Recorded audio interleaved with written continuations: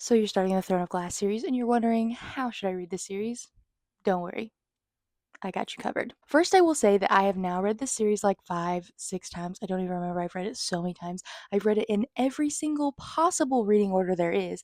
And these are my personal opinions. If you have a different one, good for you. I do not care.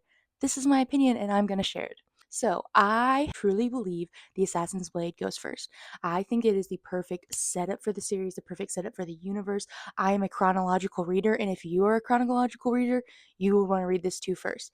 Also, I think that this book has way more of an emotional impact if you read it first, because the way this book ends devastated me. And going into then Throne of Glass and knowing the backstory and picking up on all the little references meant so much to me as a reader. And I've had lots of friends who haven't read it first and then came back to me and they were like, I really didn't care about certain characters or aspects of this book because they didn't read it first.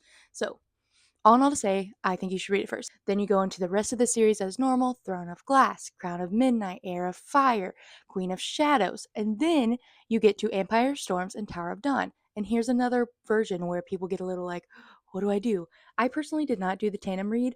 I hated switching back and forth. I tried to do it, I hated it. Empire of Storms ends in a huge cliffhanger. But for me, I'm a pretty quick reader, so the cliffhanger didn't bother me, and I loved Kale as a character, and so I wanted his story.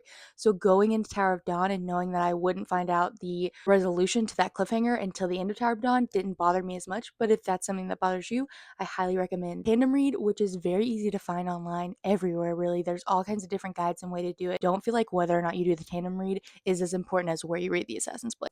Now, as a little disclaimer, there are two other ways you can read The Assassin's Blade. It can go, well, really, you can read it wherever you want, I guess, but the other like big ways to read it are either third or fourth. For the longest time, people only talked about reading it first or fourth. Those were the two reading orders. It was purest order and romantic order.